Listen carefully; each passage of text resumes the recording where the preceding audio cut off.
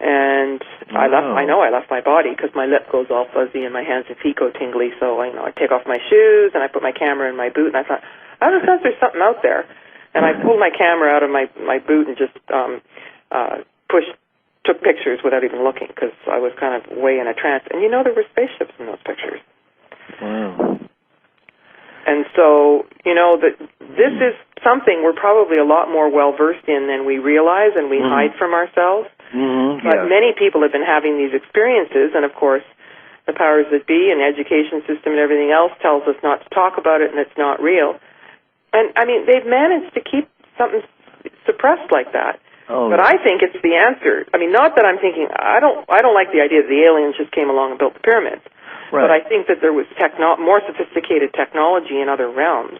Yeah. And just the way we channel now and can access Archangel Metatron or whatever, we can access energies from places we were before. Yeah. Like, many people are having past life memories of living off planet. I was just on a radio show called Starseed Radio Academy, and they're talking about going to the Tetons and visiting ships and Arcturian, masters and all that. And so that's not really that weird. It's weirder to think that we're completely alone. Yes, and all of it fits together in a worldwide sort of many, many, many different ancient sites, megalithic sites all over the world. And it's more unified than it is separate.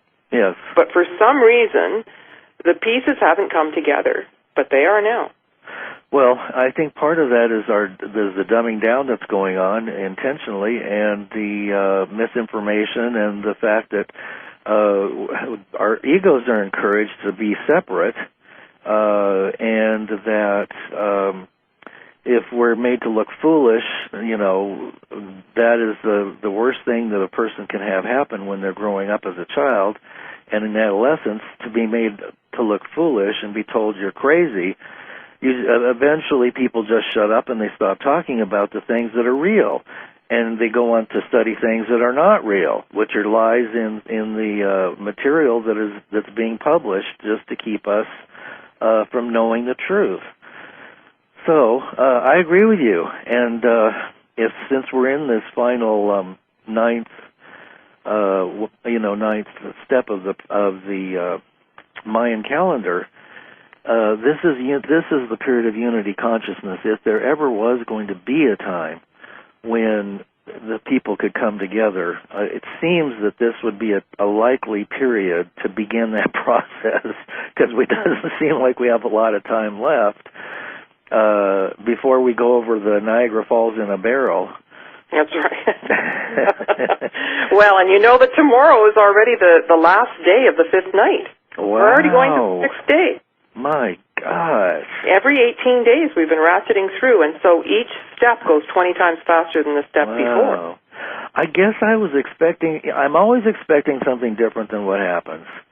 And well, you can't predict. I've been getting my transits done every year from my astrological transit. And so I go for my birthday, and they give me my transits, and I look and I think, well, okay, fine. So they're going to have this influence and that influence, but you don't know how that's going to manifest. Right. So retroactive astrology is more useful. So then you read, the last 3 months, and go, oh, I know what that means, and I know what that means. So retroactively, you can define what the influences were, but you can never predict what's going to happen. Like, even if somebody's been lying to you. You can't guess which lie, kind of thing. Right. But when something happens and you realize you've been betrayed, then you go, aha! Yes. I picked up on that and that and that and that and that, and then all the puzzle pieces. It all fits together. It all fits together, and you understand. And so we're picking up on a lot of stuff, but we're not exactly sure how it's going to manifest. But I still think that the most important thing we can do for ourselves is learn to listen to our intuition. And I've always said, if I was somebody's angel and I kept telling them to bring their umbrella because it was going to rain, they never listened to me, I'd want to go help somebody else. Right. And it's like a muscle. So if we listen to our intuition, yes. But sometimes it takes years and years and years, like particularly with all the stuff on Egypt and all the misinformation. Oh my God. And I read the stuff and it turns my stomach, and then I leave it for a few years, and then I come back and read it again, and still trying to sort the seeds. And then something will happen that's a major breakthrough, and then I'll go, I knew it. Yep. I knew it. Yep. Didn't know what I knew, but there's more and more and more of that. Yeah, yeah. Well, definitely you're destined to open and unlock the keys to the mysteries that are here to be unfolded for all of us. So you're right on the cutting edge, but there's no question about it. Well, and I also think it's time to put our heads together. Like, at first I thought, well, why co-author a book? But it's motivating to talk to somebody about the material, and I'll read this and you read that, and back and forth and back and forth. Mm-hmm, what do you think? What do you think? And now we've got such tools that we can record, like a Skype session with I Show You, and then, so you can see both people on the thing. And yes, right. We send each other a picture, and we can discuss the picture. I'm opening it live, and then it becomes a little video that we can send each other and transcribe. Yeah. And so what William and I are doing is we're skipping the middleman. It's anything that has to do with the old system I'm really not that interested in. And so we're, instead of getting a publisher, like I've got a strong agent in New York that's asking for more material, and we've decided to do a V-book, a video book. So instead of flat pictures, we can put animations and text, video footage and text. And if you want to print it, I suppose we can put like a a still picture in place of the video. But I've got all this material, and I've been building this stuff for a long time, and it just breaks my heart to think about taking a 3D animation and turning it into a black and white 2D picture. Oh no, please! Forget it. And and William's doing video blogs, and it's fantastic. And that can go straight up onto YouTube. So people really want video, and that's how interactive we're going to be speaking in video and creating social action, and then showing each other what we've got through video. So it's the way, and let's just hope we can hang on to internet. Well, yeah, that's we go through the passage. So. They're really trying to restrict it and shut it down. Oh yeah, well, I noticed something that was going on in Canada. And of course it's going on all over the world, but it's happening here too. It's getting stomped on left and right, and you can tell because certain sites are no longer exist, and all of a sudden you wonder, well, I wonder what happened to this one, and I wonder what happened to that one, and all of a sudden you're limited to a handful of sites that, maybe aren't the ones that you remember having been around. So, and they know that we have short memories, so unless we keep a diary of everything that we do in life, then we don't remember things, especially things that we should remember, like the past and the mistakes that have been made and keep being made. So... Well, I have a very good memory. I would think me by. And so, I can remember details of various student papers and, the mark they got last time and their performance and that sort of thing. But, and I think that cultivating our memory is a really important thing. But stress, fear, grief can take our memory. Yeah. Lots of things can. That's right. Including medication. That's right. But the thing is, you know what? They haven't killed us off. They've been trying to kill us off forever. They're not. We are so resilient, and I think about Egyptian people and everything they've been through. They are the most resilient, good-natured. They wear their hearts on their sleeve. They're amazing people, and you can't hold them down. And there's, we shouldn't go down either. Right. But I think that this antidepressants and antipsychotics and all of this stuff that they're coming up with, it's just. But the thing is that the whole system's being exposed, right? College conspiracy showing how students are graduating with degrees in worthlessness and they end up being slaves to the student loan, and how unfair that is, and tuition keeps going up, and, the DSM-4 has got all these, all they have to do is come up with the name of a disorder, and then they can assign a drug to it, and then they're making the ages of onset of antidepressants and antipsychotic going lower, in terms of pregnant women still being on this. Their children are born with something they want to give infants, antidepressants and antipsychotics. Well, this is about ruining people. Well, you cannot get off them. I don't have a single good word to say about any of them. And let's not forget vaccines. No, and vaccines. I stood between the needle and my son. And my son was never sick a day in his life. Right. He never had a cold. He never had anything wrong with him. He never missed a day of work because he was sick, ever, ever, ever. And I say that's because he didn't get vaccinated. Yeah, I agree with that. And now... How many people can say they never had a vaccination? Well, And I'll tell you, when I went to Afghanistan, before the war, when women wore miniskirts and they were doctors and professionals. Oh, my. In 1977, how the world has changed. Oh, my goodness.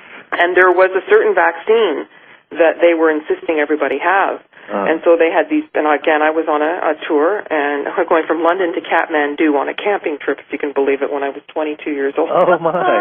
I was away for 14 months, and that was one part of the trip. And they had these long medical tables set up, and they had these, needles, surgical needles with a little bit of rust that they were using over and over again. And I looked at this lady, I just leaned forward, and everybody was, sticking their arm out, and everybody was sticking their arm out and letting them put it in there, the needle in there. And I looked at this lady, and I said, how much? You're not putting that in my arm. Yeah. And she started to protest, and I just looked right at her. I said, you are not putting that in my arm. You tell me how much. And I don't know if I paid her or not. I think she just blinked and let me go. Oh, wow, you got off lucky. But, like every other person did it. Yeah, oh, yeah. Well, we're like monkeys, Monkey see, monkey do. If they tell us you to do something, you do it because you think you're supposed to. I'm not so sure we evolved from monkeys, but they monkey see, monkey do. They keep telling us we're just like monkeys. It's like, and they keep on using rats for psychological tests and telling us we're just like rats too. Sorry, we're not.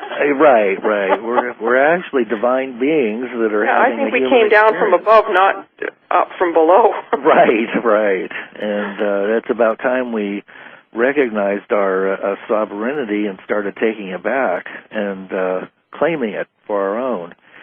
Well, and, the thing is, when we're in nature and when we're, communing with Mother Earth and, feeling the breeze on our face and putting our toe in the ocean or however we manage, we are not part of the destructive cycle. Right. But when we're sitting with electromagnetic charge on us and, just the passiveness of TV and the repetition of silly commercials, pretty much if it's on TV and a commercial, it's a false product and somebody's making money off thinking you need it. Right. Off making you think you need it, sorry. Right. And so the best way to break all those cycles is to make sure we have our feet on the ground, we're walking, bare feet somewhere every once in a while, and not every once in a while, immersing ourselves in that. Yeah. Do you know that there is a nature deprivation syndrome? Oh, no. For kids that sit in apartment buildings who don't touch the ground, don't go to the park, living on synthetics. Oh, dear. And the other thing, I might have mentioned this to you before, there's two things that the solar energy that's changing our DNA, upgrading our DNA, cannot penetrate through. PVC plastic and aluminum.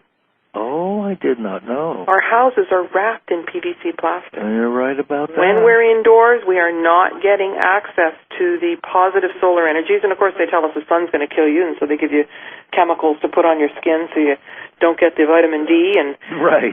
There's more MS in cold climates because you don't get as much sunshine. And, that, then they tell us don't be in the sun, don't be in the sun. So, they got it really sewn up. So pretty much what they tell you is basically wrong. And do the opposite. Do the opposite. Do the opposite. What did I hear somebody say on the radio the other day? They said, you want to know how to... Oh, it was Jim Mars on Coast to Coast. Do you want to know how to tell when a politician's lying? And George Noory says, yeah, when? They're moving their mouth and words are coming out. That's how you know they're lying. Well, that's the truth. I mean, that about sums it up. It really does. It really does. And they're all in the same boat, and the whole system has to be brought down. There's no way you can fix it. It's part of the old paradigm. But I just wanted to say one thing about your idea